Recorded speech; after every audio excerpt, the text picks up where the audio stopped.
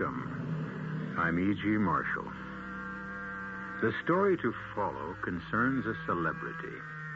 A celebrity is a person who is famous in any way at all, though usually favorably. A person who is renowned, or sometimes only notorious. What happens when a famed, noted individual meets another one who is obscure and unknown? That is the subject of our drama, A Matter of Love and Death. Our mystery drama, A Matter of Love and Death, written especially for the Mystery Theater by Elspeth Eric, and stars Lois Nettleton. It is sponsored in part by True Value Hardware Stores and Buick Motor Division. I'll be back shortly with Act One. You know, I just thought of something. Yeah, what's that? Well, over 250,000 people have already bought 1976 Buicks. Yeah. That's a lot of people. Yeah. Well, if you got all those people together, they'd probably disagree on nearly everything. Religion, politics, sports. I mean, people disagree on all that stuff, right? Mm-hmm. And yet all those people, over 250,000 of them, agree on Buicks. I think that's really socially significant, don't you? No. Buick, dedicated to the free spirit in just about everyone.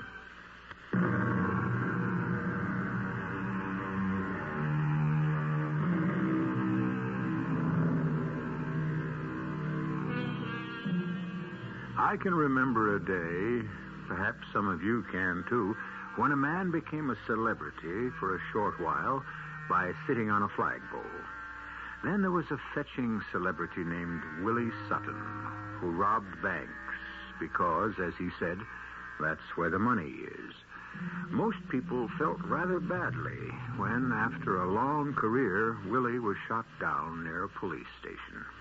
A tennis player named Gussie Moran became a celebrity because, though she played an excellent game, she caught public fancy by wearing ruffled panties underneath her tennis dress. Your guess is as good as mine as to what makes a celebrity. Well, I'm checking out, Sarge. See you tomorrow. Could I see somebody, please? Like who, miss? I don't know. Anybody. Well, try speaking to the sergeant. He'll help you. The sergeant? Sergeant Callahan at the desk over there. Oh, You want to see me, miss? I've got to talk to somebody. Well, come right over here. Good night, Callahan. Night. Now, what can I do for you, little lady? You don't remember me?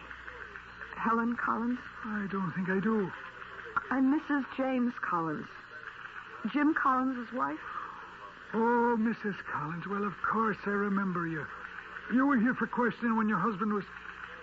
I apologize, Mrs. Collins. You see, Detective Guthrie handled that whole unfortunate affair, and Well, what can I do for you, Mrs. Collins? I have to talk to somebody. I'm going crazy. Well, naturally, after what you've been through... Oh, you don't know. And your husband, a wonderful man. It's worse than that. Don't you have somebody at home you can talk to? Your mother. She's up in North Pines. That's in New Hampshire. Anyway, I can't talk to her about this. Some friend, maybe. A girlfriend. I don't have any. Well, Mrs. Collins, why don't I take you into one of the back rooms here and give you some coffee? How would you like that? Yes, I'd like that. Well, you just come along with me. Saints alive. You're shaking. Are you cold? I guess. Kind of shook up. Is that it? Mm. Right in here. Sit down, Mrs. Collins, and I'll fetch you some coffee. How do you take it? It doesn't matter. Well, I'll put some milk in it and a little sugar. Give you some energy. You look like you could use it. Am I right? I have to tell you something. And I'm going to listen.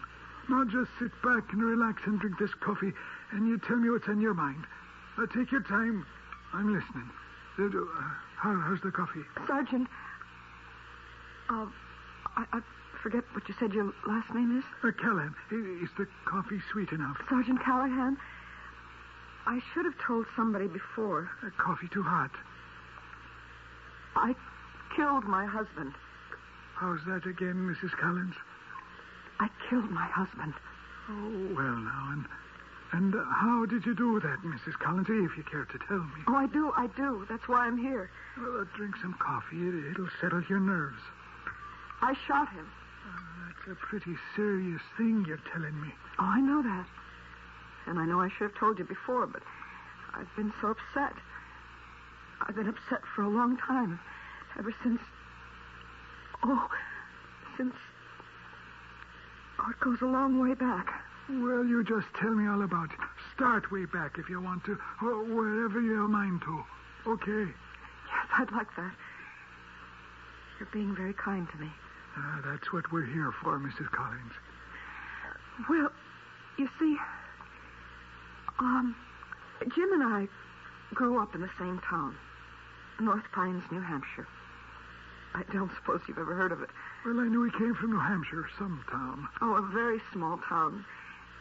And we didn't exactly grow up together. I mean, I didn't really know him.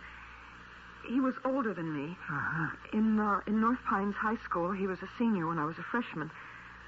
Of course, everybody knew him because he was such a great football player. Everybody just idolized him. He was the star. I used to go to all the games.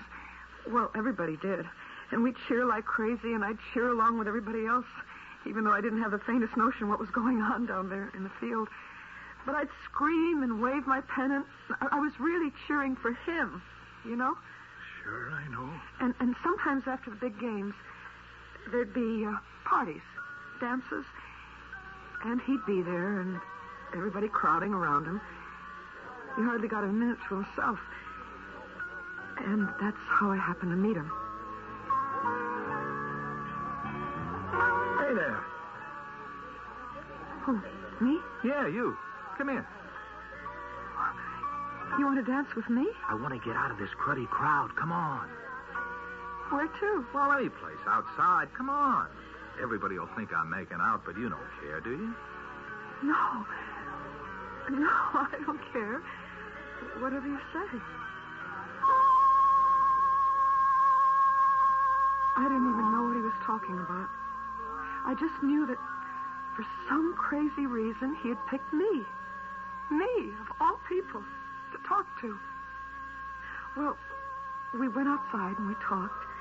Anyway, he talked. I expect I'll go to Ohio State, maybe Stanford. I've got all kinds of offers. I get a new one every day, practically. Oh, I just bet you do. You know, the scouts come around to all the colleges. Senior year, they do. Scouts? Yeah, for the big teams. I expect I'll be drafted if we can come to terms. Drafted? I didn't know what he was talking about, but I didn't care. He was talking to me. Just as though I was somebody that mattered. Somebody worth talking to. Not many people had ever talked to me that way. And the last person in the world I expected to was Jim Collins. You can imagine. Oh, sure I can. I never saw him again. Not to talk to. He went away to college, and the scouts did come after him, and they made him fantastic offers, and he was drafted. And after that, he belonged to them. And he started playing professional football, and well, I guess you know all about that. Everybody does. He was just wonderful. Greatest running back ever lived. Of course, I read all about him in the papers, every word. I was teaching kindergarten by then in North Pines. I don't know if I was in love with him. I didn't think of myself that way, or of him. But I would think of that evening with the orchestra playing I Don't Know How to Love Him. You remember that song? Oh, sure.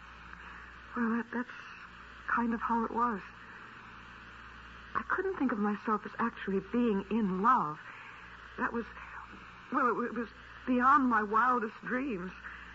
I just felt that for that one evening, somebody famous and great and exceptional had talked to me, told me about his plans, told them to me, of all people, me, you know?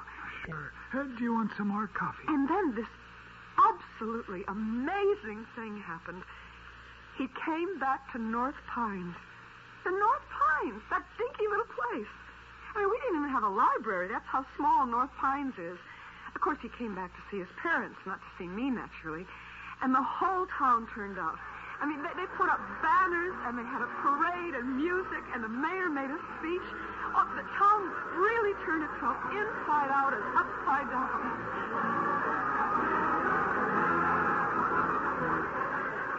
I hung around after everybody else went home.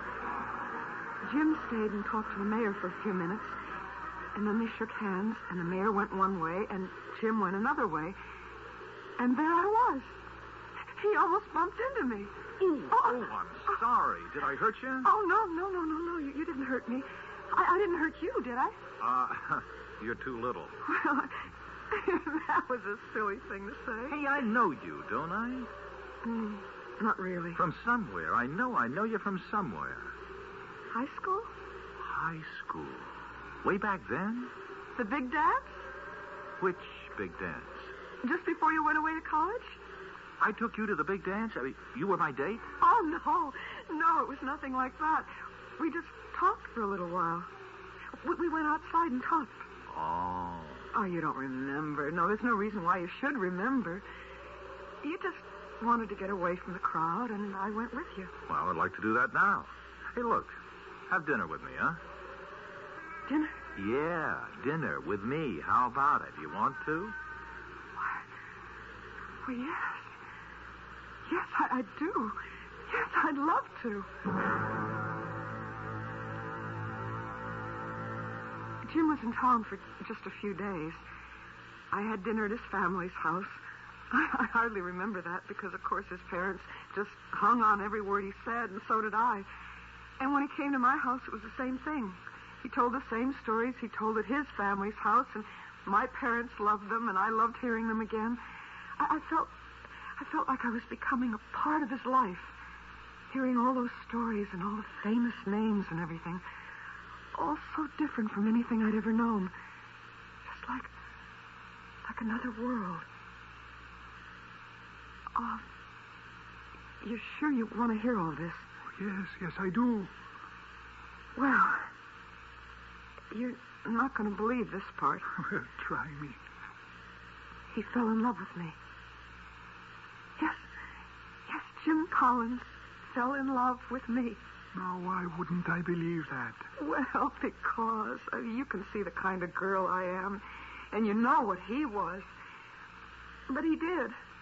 He fell in love with me, and he asked me to marry him.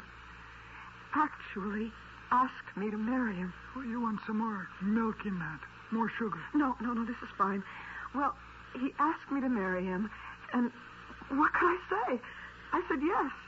What else was there to say? Well, what about no? To Jim Collins? Say no to Jim Collins when he asks you to marry him? You loved him. Oh, of course I did. I mean, here I was, a kindergarten teacher in North Pines. Not very pretty, not unusual in any way. I thought I'd live my whole life in North Pines. Maybe be an old maid. Maybe die there. And then Jim Collins asked me to marry him. The great Jim Collins, the great football player. Greatest running back ever lived. Of course I said yes. And we got married right there in my parents' house. Because Jim had to leave the very next day. Training starts day after tomorrow, Helen. It does? Yeah, for a month. Where do you go for the training? Westport, Connecticut. Will we live in a house or an apartment? Oh, baby, it's only for a month. A hotel. Well, I thought you might want to stay on here with your folks. What for? I want to be with you. Kid, I'll be living in a dormitory. A dormitory? Yeah, with all the other jocks.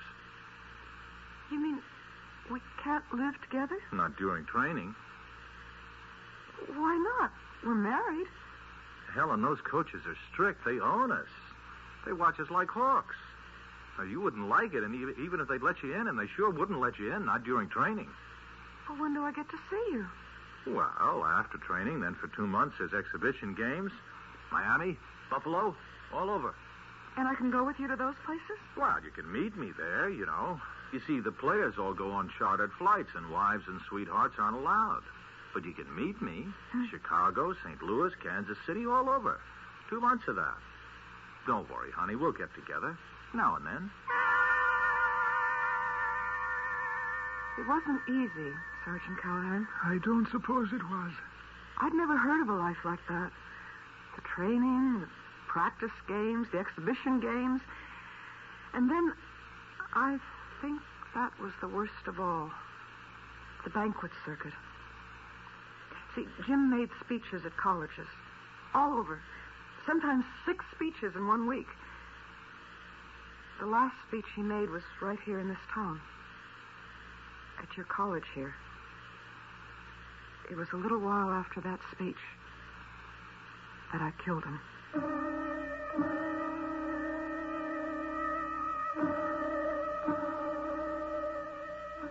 Do you dream of becoming a celebrity yourself? Very well. If you have the talent and the perseverance and the audacity to launch yourself on this perilous path, good luck to you. If, on the other hand, you think such an undertaking requires too much of you, and your main assets are your beauty, your charm, your femininity, then perhaps you think of marrying a celebrity. If this tale has any moral at all, any purpose, it is only the whispered warning, think again. I'll return shortly with Act 2.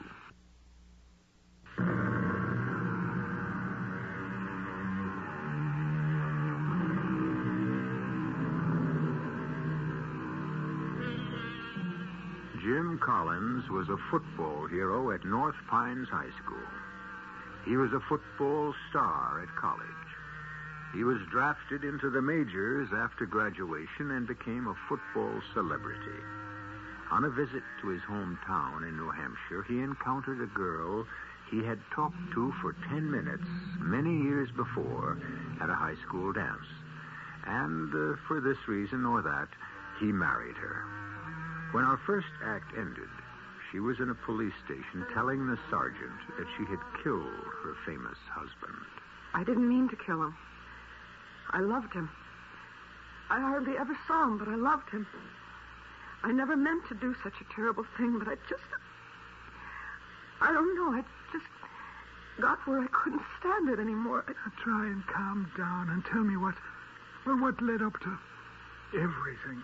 Well, you're a very nice girl. Anybody can see that. So tell me, what did he do to make you? Well, you know. Well, there must have been a reason. No, not really. He was always good to me. He was a good man. But Will you want some more coffee? No, not really. Well, how about an aspirin? Oh, that would be nice. I've got some right here. Always carry some on me. Well, here you are. Yeah, take 2. You want some water? No, a coffee's all right. Thank you. Now, let's both you and me relax, and you tell me the rest of it. Isn't somebody supposed to take down my confession? I thought you always did that. Well, there's always time for that later. You just tell me about Jim Collins and everything that happened. Well, I could have put up with everything, I think, if it hadn't been for the fans. The fans? I've read about fans that follow movie stars around and rock singers and those people. And, of course, I know senators and presidents have people like that, but that's mostly election years. But I never knew fans followed football players around.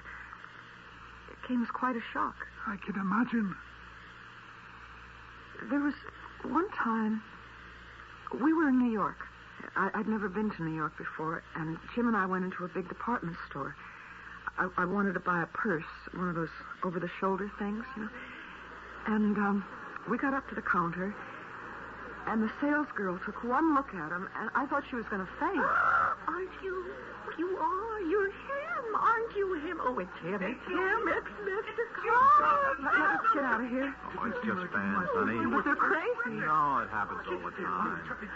They're coming this way. Well, they want to touch me. I I can't stand it. Hey, come on. I can't stand it. Helen, wait a minute.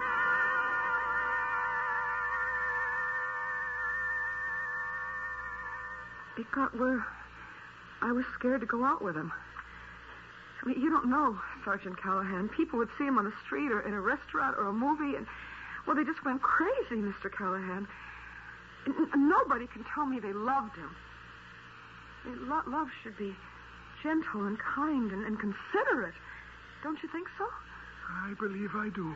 Well, these people, they treated him like he was some kind of a thing, like they bought and paid for him, and they could do whatever they wanted to with him, like he belonged to them.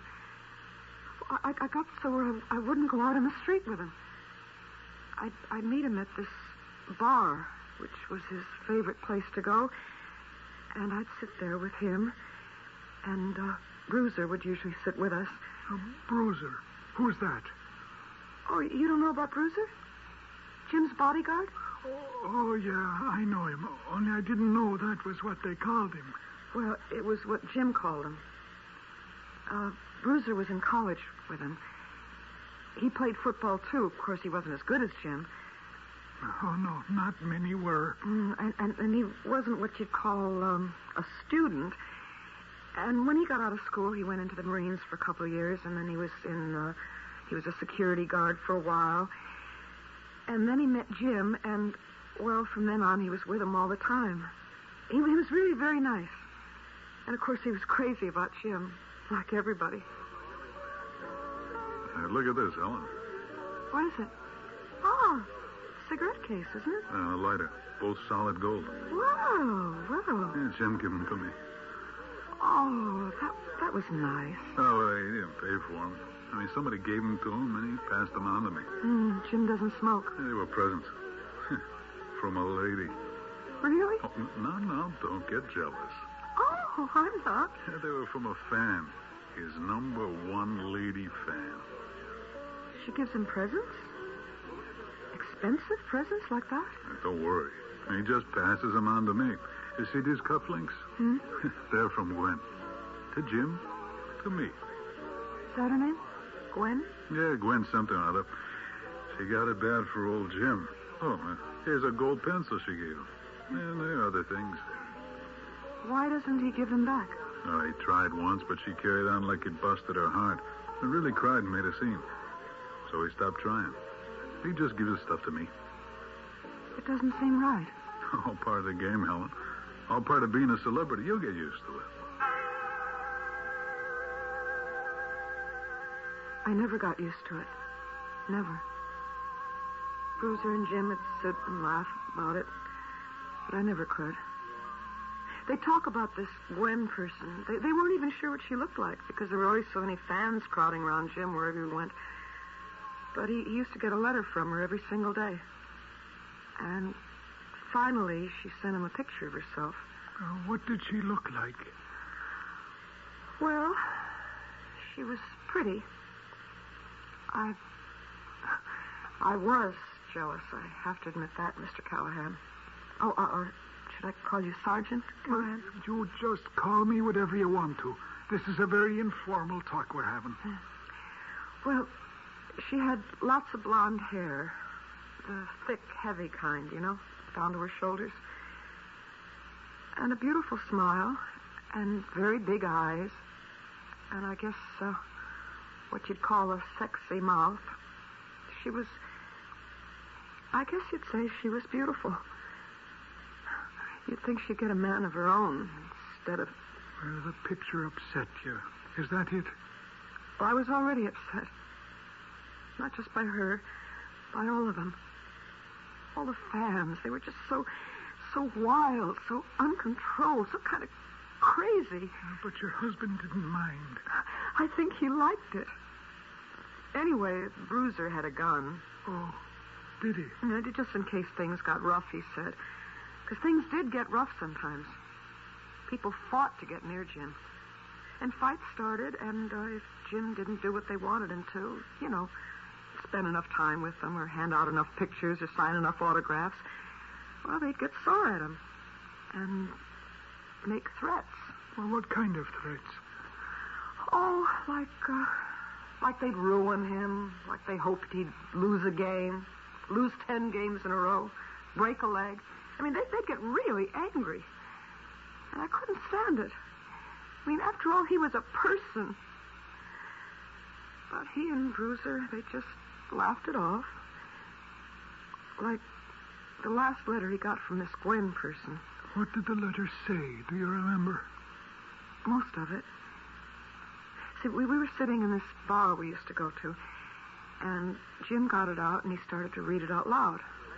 I know that wasn't very nice of him, but he always did it. Dearest, most adorable man in the whole world. Oh, how about that? Yeah. I saw you yesterday going into the barber shop, the big one where all the famous men go to. I worship you from afar, but my secret dream, which I shall now reveal to you, is to be near you, near enough to kneel at your feet and have your blessed hands touch my head. Come on now. I received your picture, but it's not the one I want. You sent her a picture? Yeah, the PR office sends them out to everybody. It's nothing. She didn't like the picture. I received the picture, but it's not the one I want. I want one that will be mine alone. The one you sent me says, "Hi there, Jim," and that's not at all what I want. Because I am not like your other fans. I adore you, every part of you, if you know what I mean. You are my idol, my god, the avatar of my desire. Avatar? What's an avatar? Well, who knows? You want to hear the rest of this? I don't. No, it's just more of the same. Jim, I think you should tell her to stop writing to you. Stop hanging around all the time. Well, Helen, what's the harm? She's not hurting anybody. She's hurting me. Oh, is my little baby getting jealous, maybe? Oh, it's not that. It's just all so undignified. Well, what's a little dignity when you're a celebrity? It's so cheap. Hey, look. Huh? Look at what? It's her. It's that dame, that Gwen Woozitz. Where? Oh, for Pete's sake. Well, she just walked in. She's looking around. All right, let her. You want her here. You want her to see you and come over here and spoil everything. Honey, what's the harm? She spotted you, Jim. So what? She's coming over here. Oh, she's a pathetic dame. Got something in her hand. Okay, let her have her fun. She has got something in her hand. Who cares? Well, hello? Hello there. Well, hello there to you, too. I was hoping you'd be alone. This is my friend, and this is my wife. Hi there. You didn't answer my letter. Well, I've been pretty busy, you know? Oh, well, you didn't send me a picture. Sure I did. Well, not the kind I asked you for. Now, look, I don't have any of those kind of pictures. Well, you could have had one taken. All right, well, my manager wouldn't like it. Oh, well, he wouldn't have had to know. And neither would my wife. Oh, well, in that case... Jim, look out. What? I have to have something... Well, wait a minute. Something of my own... What is she doing? Get that... There! I got it. Something of my own to remember you by. So long, everybody. What the... Oh, now that's a new one. She cut off a piece of my hair. How do you like that? She got nerve, all right. Yeah, she's got nerve. She's horrible. She's a horrible thing. Oh, come on now, honey. She didn't hurt me. A little lock of my hair. Let her have it. You don't even mind. You don't even get upset when somebody you don't even know treats you like that. As though she had rights to you. What? As though you were her servant. No, it's worse than that. Nobody would do anything so degrading to a servant, not even to a slave. She treats you like a pet, a dog or a cat, and you don't even mind. You're a public pet. You ought to be in a zoo where people gape at you and feed you things and call you cute. You're in a great big zoo, the main attraction in a great big zoo, and you don't even mind. You love it.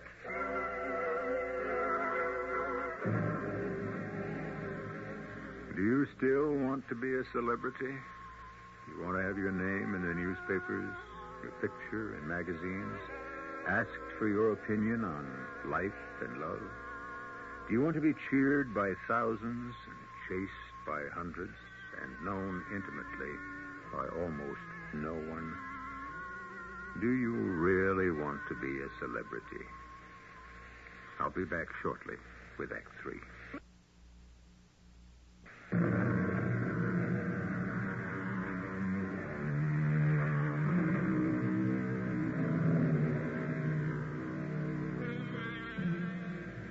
Our small-town kindergarten teacher has married the small-town boy who was a local football hero. But since the halcyon days of high school and high school football, he has become an outstanding football star for a professional team, and increasingly popular, famous, and celebrated, until he has reached the status of a national celebrity. All this is foreign to our heroine, and distasteful. I screamed at him. You ought to be in a zoo where people can gape at you and feed you peanuts and call you cute. You live in a great big zoo and you don't even mind. You love it. All this, Mrs. Collins, just because a silly woman snipped off a lock of your husband's hair. I mean, they weren't alone. You were with him, you and his bodyguard, and other people. You were in a public place, a restaurant, a bar, with other people around. I think that made it worse. Like he was on display. To be touched and handled by anybody at all. Well, that's better than having them alone together, isn't it? I don't know. I never thought about them being alone together. Because they never were. Are you sure about that? Oh, yes, of course I'm sure. Jim wouldn't have wanted to be alone with her. He didn't even like her. And he didn't have time to be alone with her. He hardly had time to be alone with me. I tried to follow him to all the big games, and I'd wait in the hotel room for him. In the suite. We always had a beautiful suite. We were treated like royalty, practically. And one day I came back to the hotel to wait for him, and I went into the bedroom to change my clothes. And there she was. This Gwen person. She was going through her clothes closet. What are you doing? Oh, you're his wife? What are you doing here? How'd you get in? Oh, now, please don't be mad at me, Mrs. Collins. Who let you in here? Well, I told them, see, I was Jim's sister, and I had to meet him here. You don't mind, do you? Yes, I mind. I mind very much. Why are you going through our clothes? Well, I had to have something. What? What, you want money or what? Money? Oh, no. I don't need any money. Then what do you want? Well, something of his. But what? Oh, you gave him a lot of expensive presents. Do you want them back? Oh, no. He tried to give them back to me, see, but I wouldn't take them. I want him to have them, to carry them with him all the time, to touch them every day. He doesn't touch them every day. He gave them to a friend. We didn't. He wouldn't do that. His friend showed them to me. Well, I never thought he'd do that. Well, he did. Do you think sneaking up to him and cutting off a piece of his hair was a nice thing to do? Well, I had to have something that was his. And that's why you're here now, to get something else of his? Yes. What did you take this time? Well, nothing much. You took something out of his clothes, didn't you? Well, yes, but it isn't anything. He won't even notice. What is it? Well, it's not worth anything, only to me. You've got it in your hand, haven't you? Well, yes. Show it to me. Oh, please, let me keep it. Show it to me. Oh, please, Mrs. Collins. I'll call the manager. I'll call the police. No, don't do that. I'll show you. Here, see. You came here to get that? Yes. I don't believe it. I just don't believe it. Well, it's true. Now, let me keep it, please. Go away, will you? Just go away. Please, go away. Well, I can keep it. Go away. Just go away. Are you all right, Mrs. Collins? Yes, I think so. You feel like telling me what it was the young lady showed you? Lint. How's that again? It was lint. You know, the stuff that collects in your pockets after you've worn your clothes a while? It's dust and bits of thread and little pieces of paper from gum wrappers. Just a mixed-up collection of, I don't know, anything. Lint. And that was all she'd come there for? That's what she said. That was all she'd taken. A crazy lady, a weirdo. That's what I told Bruiser. You told him about it. He came in pretty soon after Gwen left. I was kind of sorry for her, but I was scared of her, too. And I hoped I'd never see her again. I took a hot bath, and I laid down on the bed, and I wondered how I was going to go on with my life. Yes, hello? Helen, it's Bruiser. Yes, Bruiser, what do you want? I'm downstairs. Is Jim with you? No, he's still watching the game. Hey, look, can I come up? I've been following him around all day, and I'm beat. Oh, yeah, come on up. I need somebody to talk to. I'm your man. Be right up.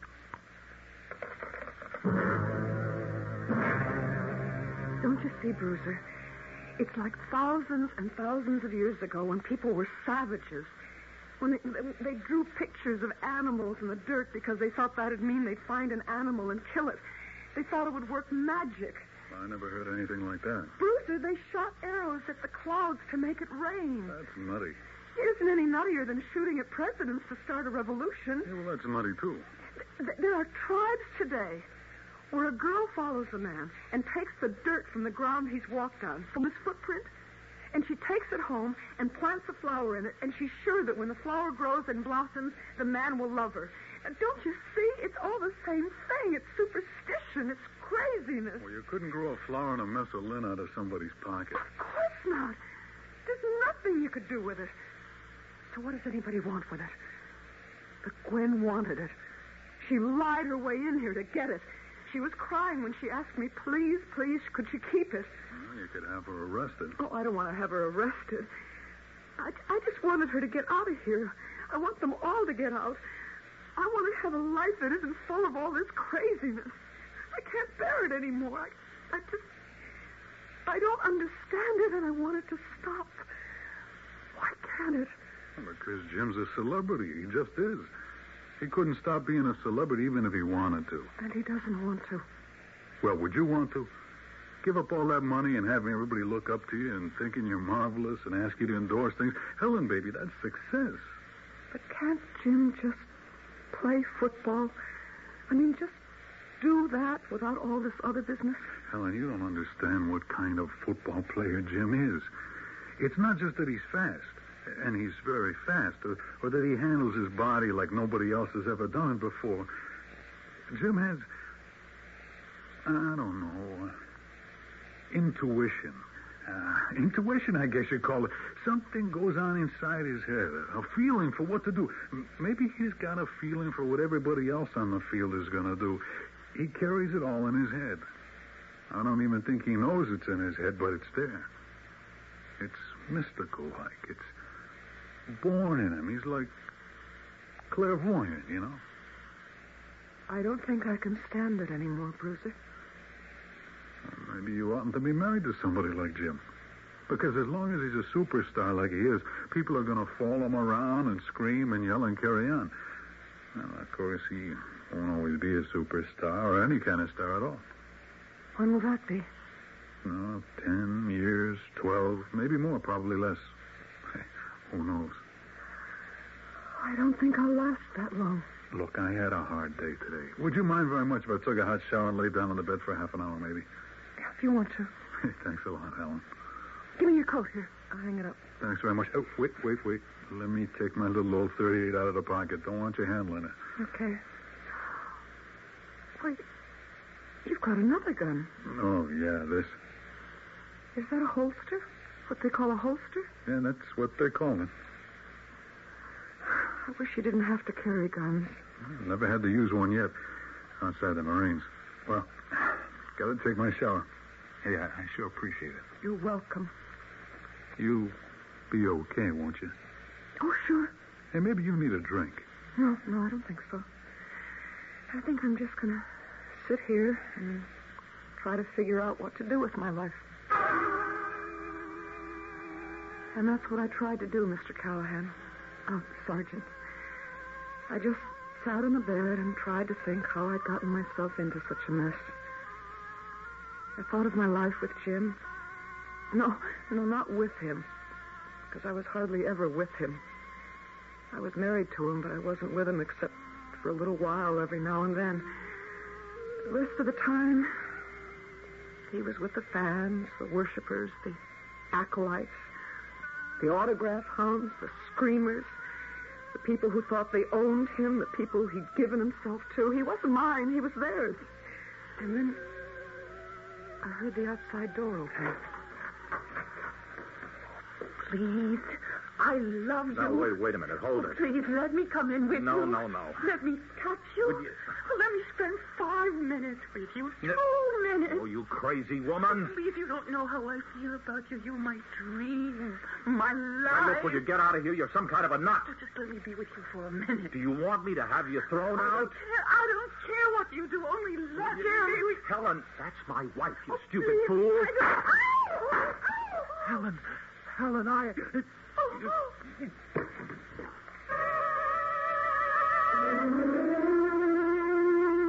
And that's how I came to shoot him, Sergeant Callahan. I don't remember picking up the gun. I don't even know which gun I picked up. I never had a gun in my hand before. But when I saw Jim and the girl, Gwen, and she was hanging on to him, pleading with him just to let her touch him, I don't know why I wanted to kill him. But I did. I wanted his kind of life to end. Maybe I should have killed her. Maybe that would have made more sense. I don't know. Neither one made any sense. No, I guess not.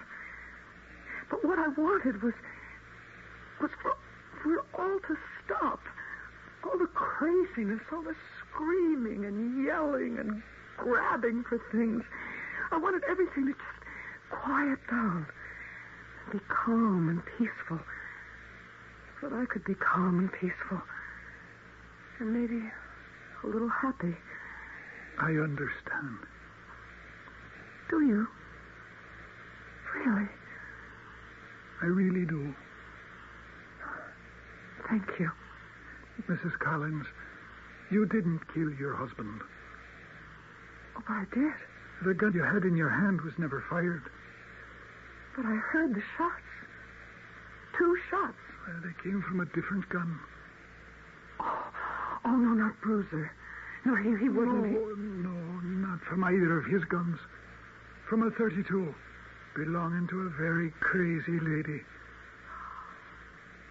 Gwen? We picked her up this morning. But she loved him. What a fan feels for a celebrity, Mrs. Collins, is a very mysterious thing. I don't know what it is, but I can tell you what it isn't. It isn't love.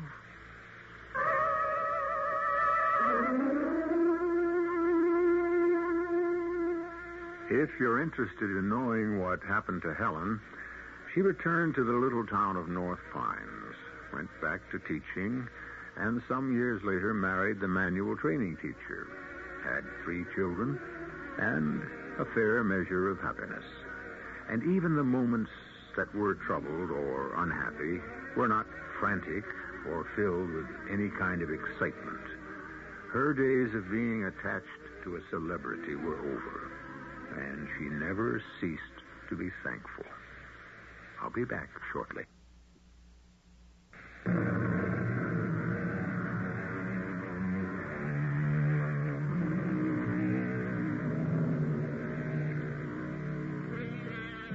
Our cast included Lois Nettleton, William Redfield, Marion Haley, and Lloyd Batista. The entire production was under the direction of Hyman Brown. Radio Mystery Theater was sponsored in part by Carrier Air Conditioning. This is E.G. Marshall inviting you to return to our Mystery Theater for another adventure in the macabre. Until next time, pleasant dreams.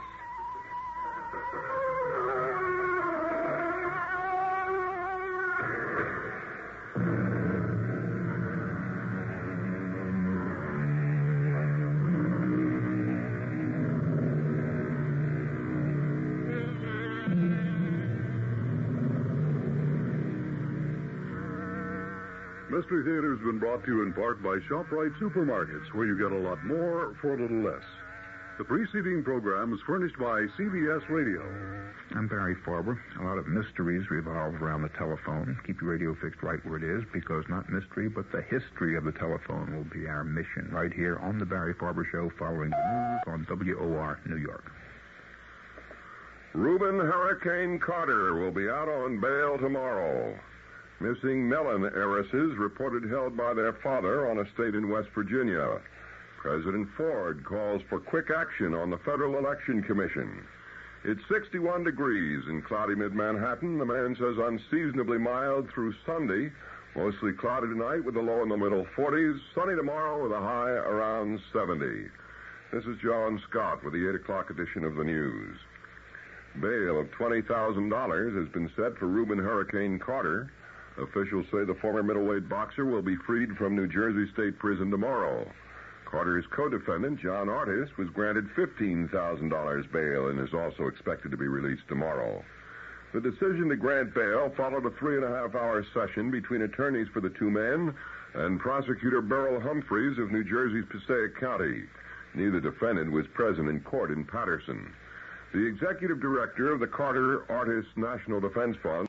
Every year, compliance regulations change thousands of times. And every year, ADP makes thousands of seamless platform updates so businesses can focus on everything else, like running their business. Grow stronger with ADP: HR, talent, time, and payroll.